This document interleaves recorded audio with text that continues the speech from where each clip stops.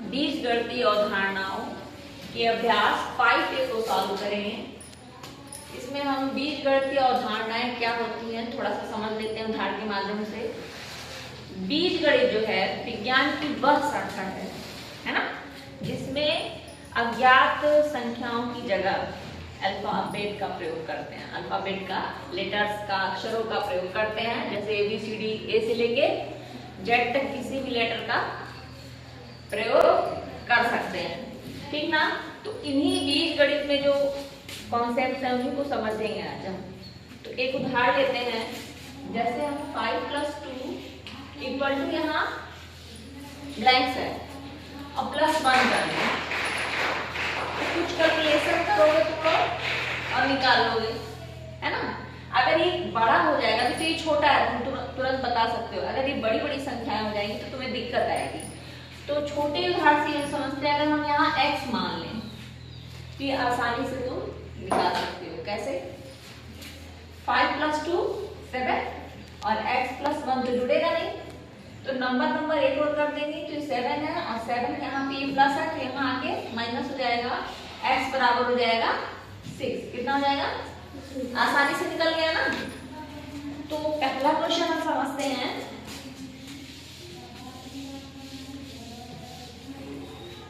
पहला क्वेश्चन है, शिक्षक प्रत्येक शिक्षार्थी को 3 पेंसिलें देता है यदि कक्षा में कुल शिक्षार्थियों की संख्या x है।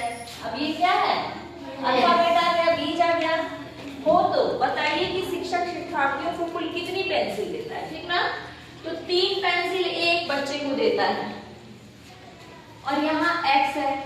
दिक्कत हो रही है, यहाँ मान लो तुम 2 बच्चों को देता है। कितने बच्चों को देता है? 2। एक बच्चे को 3 दिया और दूसरे बच्चे को भी 3 दिया।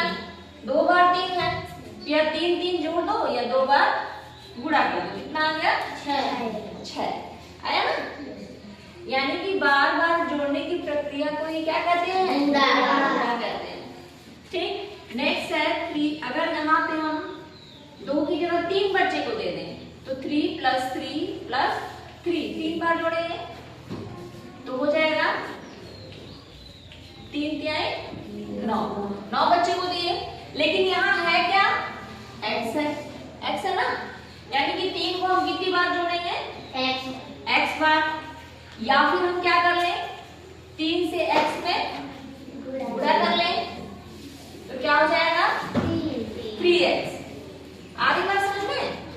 इसका आंसर हो जाएगा 3 + x बार करेंगे 3 × x = 3x। इसका आंसर हो गया 3x। नेक्स्ट क्वेश्चन देखिए, रिक्त स्थानों में कोई बीज लिखिए और बताइए कि उसका प्रयोग किस संख्या के लिए किया गया है। तो यहाँ देखिए, यहाँ पे हमको बीज लिखना है कोई। अभी बताया कि कोई भी अल्फाबेट या अक्षर या लेटर तुम यहाँ लिखोगे तो वो क्या हो जाएगा? बीज। तो इसे बीज कहते हैं। अब देखिए 12 + 5 = 17 है, तो यहाँ क्या हो जाएगा? x हो जाएगा। तो यानी अब इसकी जगह x किसकी जगह लिखा गया है? 12 की जगह। यहाँ पे क्या लिख देंगे? x। बीज लिखना है और x किसकी जगह है? 10। यहाँ पे बीज लिखना है, x बराबर हो जाएगा 4 और यहाँ पे हमको बीज लिखना है तो यहाँ x लिख देंगे। x बराबर कितना हो जाएगा? 5। नेक्स्ट क्वेश्चन देखते हैं। क्वेश्चन नंबर 10 देखिए, रहीम के पास रुपए 10 थे, उसने रजिया को कुछ पैसे दे दिए। उसके पास कितने रुपए बचे? इस संबंध को अक्षर संख्याओं की सहायता से व्यक्त करिए, ठीक। अक्षर संख्या की सहायता या बीजों से हम व्यक्त करेंगे। तो रहीम के पास कितने रुपए थे? 10 रुपए थे। रहीम के पास रुपए थे 10, ठीक। उसने रजिया को कुछ पैसे दे दिए। जहां कुछ आए, कई आए, वहां क्या लिखेंगे? वहां कोई अच्छा संख्या लिख देंगे। x y z वैसे कुछ भी लिख सकते हो, तो हम x ही लिख दे रहे हैं। तो उसने रजिया को कुछ पैसे दे दिए। जब देंगे तो उसके पास पैसे क्या होंगे? घट जाएंगे ना। तो यहाँ घटाएंगे, ठीक ना। तो उसने रजिया को कुछ पैसे दिए। अब यहाँ कुछ को हम क्या करेंगे? x मान लेंगे। कितने पैसे दिए? x पैसे दिए। अब उसके पास कितने रुपए बचे? तो 10 में से हम क्या करेंगे? x को माइनस कर दिए। उसके पास रुपए बचे 10 माइनस x, ये तो घटेगा नहीं, ठीक ना? तो 10 में से x घटेगा नहीं, तो यही हो जाएगा आंसर। क्या होगा? उसके पास रुपए बचे, उसके पास रुपए बचे बराबर 10 माइनस x। कितने रुपए बचे? 10 माइनस x, यही आपका हो जाएगा आंसर। नेक्स्ट देखिए क्वेश्चन नंबर 4। एक बगीचे में कुछ पेड़ थे। कुछ पेड़ थे, कितने पेड़ थे? कुछ। तो क्या लिखेंगे हम? x। एक बगीचे में पेड़ थे, कितने? कुछ। कुछ यानी x। कितने पेड़ थे? 50 पेड़ और लगा दिए। और लगा देंगे 50 पेड़, तो क्या होगा? पेड़ों की संख्या बढ़ जाएगी ना, बढ़ जाएगी। तो उसके x पेड़ थे और 50 पेड़ और लगा दिए, तो कितने हो गए? 7। x प्लस 50 है ना, 50 पेड़ और लगाए,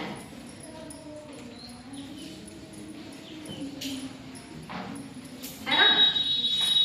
फिर कह रहा है पेड़ों की संख्या कितनी होगी 50 पेड़ लगाने के बाद? 120 संख्या हो गई 120। अब कह रहा है कि इस कथन को अक्षर सहायता की संख्या से व्यक्त करिए। तो हम जो है x प्लस 50, x में 50 पेड़ जोड़ दिए तो कितना हो गया? 120। तो ये हो गया इसका आंसर, क्योंकि हमको बस दिखाना है, सॉल्व नहीं करना है, व्यक्त करना है, तो ये इसका हो गया आंसर। नेक्स्ट क्वेश्चन, n और m के प्रत्येक प्रतिरूप को तीलियों से बनाने के लिए आवश्यक तीलियों की संख्या के लिए नियम याद करना है। ठीक, नियम लिखने के लिए एक चर का प्रयोग कीजिए। देखिए अक्षर n है, n ऐसे बनता है ना। अगर इसे हम मैचिस स्टिक से बनाएं, माचिस की तीली से, देखिए सब उधर, तो देखिए एक लगेगा यहाँ पे, 2 और कितना लग गया? 3। कितनी तीली लगी है? 3। और अगर हमें m बनाना है तो 1 तीली, 2 तीली, फिर 3 तीली और 4 तीली लगी ना। तो इसको जब लिखेंगे हम, तो लिखेंगे n का प्रतिरूप बनाने के लिए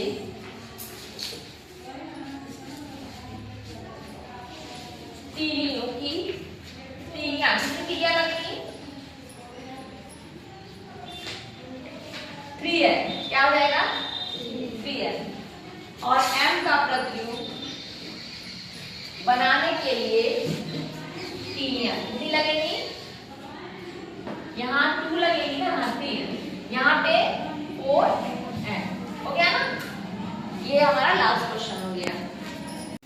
देखिए पहला क्वेश्चन है, निम्नलिखित को बीजगणितीय रूप में लिखिए। 6 और x का योगफल। तो यहाँ लिखेंगे 6 और योगफल मतलब प्लस करना और x, ये हो गया आंसर। नेक्स्ट देखिए, x में से 7 घटाने पर, तो यहाँ x लिखे और उसमें से कितना घटाना है? 7। तो माइनस का घटाने का माइनस का चिन्ह लगाएं और यहाँ लिख दिए 7। x में से 7 तो घटेगा नहीं, ये इसका आंसर हो गया।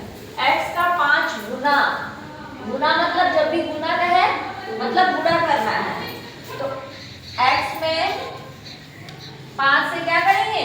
गुणा, तो हो जाएगा 5x। हो गया। अब है x का 1/3। x का 1/3, जब भी x का 1/3 पूछे तो x और उसके बाद गुणे 1/3, x गुणे 1/3, तो यहाँ हो जाएगा x/3। इतना समझ में आया? नेक्स्ट क्वेश्चन देखते हैं। नंबर सेकेंड है कथनों को संख्याओं, बीजों और मूल संक्रियाओं के चिन्हों की सहायता से व्यक्त करें। यानी संख्या, बीज और मूल संक्रियाएं। मूल संक्रियाएं मतलब प्लस, माइनस, मल्टीप्लिकेशन और डिवाइडेशन। अब देखिए वृत्त का व्यास उसकी त्रिज्या का दुगना होता है। वृत्त का व्यास उसकी त्रिज्या का दुगना होता है। तो व्यास को अगर हम मान लें, वृत्त का व्यास मान लें d बराबर d और त्रिज्या यहाँ r दी हुई है? तो वृत्त की त्रिज्या बराबर r। तो लिखा है कि वृत्त का व्यास, तो वृत्त का व्यास बराबर हो जाएगा d बराबर, है ना, यहाँ देखो वृत्त का व्यास उसकी त्रिज्या का दुगना मतलब 2 गुणे त्रिज्या, है ना।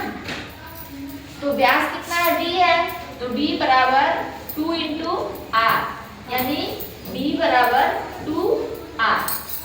आगे बात समझ। सेकेंड क्वेश्चन देखिए, वर्ग का परिमाप उसकी एक भुजा का 4 गुना होता है ना।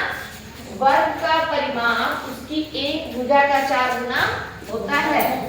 तो वर्ग का परिमाप मान ले ऐसे, वर्ग का परिमाप क्या मान लिया? s, उसकी एक भुजा का, भुजा उसको मान लो x, वर्ग की भुजा बराबर x। तो परिमाप बराबर क्या हो जाएगा? वर्ग का परिमाप बराबर 4 गुणे भुजा। दिख रहा है ना? 4 गुणे भुजा, तो 4 s बराबर हो जाएगा, परिमाप s माने s बराबर हो जाएगा 4 इंटू एक्स, यानी s बराबर हो जाएगा 4x। ये आंसर हो गया। नेक्स्ट देखिए, आयत का क्षेत्रफल उसकी लंबाई और चौड़ाई का गुणनफल होता है। आयत का क्षेत्रफल, आयत का क्षेत्रफल, तो यहाँ हम मान लेंगे आयत का क्षेत्रफल बराबर क्या हो जाएगा? a। आयत का क्षेत्रफल बराबर a। कैसे कर ले? आयत का क्षेत्रफल उसकी लंबाई और चौड़ाई का, तो लंबाई मान ले आयत की कितनी है? x। लंबाई कितनी मानी? x। और चौड़ाई कितनी मानी? y। चौड़ाई मान ली y। तो आयत का क्षेत्रफल निकालना है। आयत का क्षेत्रफल बराबर 2 गुणे लंबाई धन चौड़ाई, है ना। तो क्षेत्रफल है a, तो a बराबर, क्षेत्रफल की जगह a रख दिए, यहाँ लिखा है ना, a बराबर 2 लंबाई धन चौड़ाई। ये हो गया इसका आंसर। नेक्स्ट देखिए, लाभ विक्रय मूल्य तथा क्रय मूल्य के अंतर के बराबर होता है। तो यहाँ हम लाभ मान लेंगे, यहाँ करते हैं। देखिए दिख रहा है ना, चमक नहीं रहा है? तो देखो लाभ को मान ले कितना? I, capital I। विक्रय मूल्य सेलिंग प्राइस, विक्रय मूल्य क्या हो जाएगा? तो उसको ऐसे दिखा लेंगे। और क्रय मूल्य क्या हो जाएगा? C से दिखा लेंगे, क्रय मूल्य। ठीक, तो कह रहा है कि लाभ विक्रय मूल्य तथा क्रय मूल्य के अंतर के बराबर होता है। तो लाभ बराबर हो जाएगा विक्रय मूल्य माइनस क्रय मूल्य। ठीक, तो लाभ I और बराबर विक्रय मूल्य ऐसा है, क्रय मूल्य C माना है, तो ये हो जाएगा इसका इसका A है, एक टोकरी में 50 आम, एक टोकरी में 50 तथा एक दूसरी टोकरी में x आम है। पहली टोकरी में दूसरी टोकरी से कितने आम अधिक हैं? ठीक, यानी कि पहली टोकरी में आम अधिक है। तो मान लिया अगर तुमसे हम कहें कि तुम्हारे पास 50 आम है ना, और इसके पास 30 आम है, तो तुम्हारे पास इसके पास से कितने आम अधिक है, तो क्या करोगे? जो घटाएंगे। इसके पास 50 है और उसके पास 30, तो इसके पास तुमसे कितने अधिक है? 20 आम ना, तो 50 में से 30 घटा देंगे। क्या करेंगे? 50 में से 30 घटा देंगे। समझ रहे हो ना? इसमें भी क्या करेंगे? एक टोकरी में 50 आम है, पहली टोकरी में आम कितने हैं? बोलो। पहली टोकरी में 50 टोकरी में आम है 50, दूसरी टोकरी में x, ठीक। तो पहली टोकरी से दूसरी टोकरी में कितने अधिक है, तो क्या करेंगे? 50 में से x को घटा देंगे। यही हो जाएगा आंसर, क्योंकि 50 में से x नहीं जाएगा। अब यहाँ देखिए b है, एक विद्यालय में कुल 100 छात्र हैं। एक विद्यालय में कितने छात्र हैं? 100, जिसमें से x छात्र अनुपस्थित है, मतलब नहीं आए, अनुपस्थित है। अनुपस्थित हो गए तो उपस्थित छात्रों की संख्या ज्ञात कीजिए। तो कुल कितने छात्र थे? 100। कुल छात्रों की संख्या बराबर 100। अनुपस्थित कितने हुए? अनुपस्थित छात्र x। तो पूछ रहा है कि उपस्थित छात्र, अब क्या पूछ रहा है? उपस्थित छात्र हो जाएंगे। 100 में से x को घटा दोगे तो 100 माइनस x, तो 100 में से x जाएगा नहीं, तो सीधे यही क्या हो जाएगा? आंसर। नेक्स्ट क्वेश्चन नंबर 4 है, संलग्न चित्र में आयत की आसन भुजाएं x मीटर तथा y मीटर है, आयत का परिमाप लिखिए। ठीक ना, यहाँ एक चित्र दिया हुआ है और इसकी आसन, आसन मतलब सटी हुई, एक साथ जो भुजाएं हैं x मीटर और ये y मीटर है, तो परिमाप पूछ रहा है। आयत का परिमाप का सूत्र सबको याद है? आयत का परिमाप बराबर होता है 2 गुणे लंबाई धन चौड़ाई। ठीक, सभी लोग चित्र में देखिए, ये लंबाई है x मीटर और चौड़ाई कितनी है? y metre. ठीक, तो यहाँ लिख देंगे 2, लंबाई कितनी है? x, और चौड़ाई कितनी है? y। ये हो गया, यानी कि इसमें x 2 से x में भी गुणा करना है और 2 से y में भी गुणा करना है, तो ये हो जाएगा 2x + 2y, और यही हो जाएगा हमारा आंसर। नेक्स्ट देखिए क्वेश्चन नंबर 5, एक गुब्बारे का मूल्य x पैसा है, ऐसे 12 गुब्बारे का मूल्य कितना होगा? एक गुब्बारे का मूल्य x पैसा, तो 12 गुब्बारे का मूल्य क्या करोगे? जब भी एक का बताए और अधिक का पूछे तो हमेशा क्या करते हैं? गुणा करते हैं, है ना? क्या करेंगे? गुणा। जोड़ भी सकते हो, लेकिन इतना लंबा जोड़ने में समय बहुत अधिक लगेगा ना। एक गुब्बारे का मूल्य x पैसा है, तो 12 गुब्बारे का मूल्य एक, मान ली दोबारा बना देते हैं। ठीक, एक गुब्बारे का मूल्य बराबर x, ठीक ना, तो 12 गुब्बारे का मूल्य बराबर क्या हो जाएगा? 12 गुणे x बराबर 12x, ये हो जाएगा आंसर। आगे समझ में? नेक्स्ट क्वेश्चन देखिए, नंबर 6 देखिए, कक्षा में x विद्यार्थी हैं जिनमें 1/4 बालिकाएं हैं, कक्षा में कितनी बालिकाएं हैं? ठीक, तो कक्षा में कितने टोटल विद्यार्थी हैं? x, कक्षा में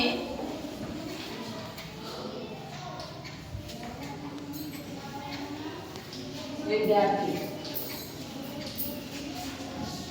x, 1/4 क्या है? बालिकाएं, बालिकाओं की संख्या x का 1/4, बताया ना कि 1/4 पूछे तो गुणे में 1/4 कर दोगे, तो कितना हो जाएगा? x/4, यानी टोटल x बच्चे हैं और लड़कियां कितनी हैं? 4, x बटा में 4। कक्षा में कितनी बालिकाएं हैं? ठीक, तो एक ये यही हो जाएंगी। बालिकाएं कितनी हैं? x बटा में 4, x बटा 4, कक्षा में x बटा में 4 बालिकाएं हैं। क्वेश्चन नंबर 7 है, संलग्न चित्र में एक वर्ग की भुजा a सेंटीमीटर है। ये वर्ग है, इसकी भुजा कितनी है? a centimetre. तो वर्ग का परिमाप, वर्ग के परिमाप का सूत्र किसी को याद है? वर्ग का परिमाप क्या होता है? देखो, वर्ग का परिमाप बराबर होता है 4 गुणे भुजा, 4 गुणे भुजा। ठीक, तो एक भुजा कितनी है? a, क्योंकि वर्ग की सारी भुजाएं बराबर होती हैं। 4 गुणे a कर देंगे तो हो जाएगा 4a। क्या हो जाएगा? 4a। यही हो जाएगा आंसर। देखो, परिमाप क्या होता है? जो चारों अंक का ढेर हो, किसी भी आकृति का जो चारों अंक का ढेर होता है, उसी को जोड़ने पे परिमाप निकल जाता है। तो इसका चारों समान है तो परिमाप इसका कितना हो जाएगा? a 4 बार जोड़ देंगे तो ऐसे भी 4 a आ जाएगा। 4 बार इसको जोड़ दो, a plus a plus a plus a। चारों अंक का जो ढेर है उसी को परिमाप कहते हैं। किसी भी आकृति का जो किनारे का घेरा है उसी को परिमाप कहते हैं। चारों को जोड़ दो तो आंसर आ जाएगा। ये हो गया 4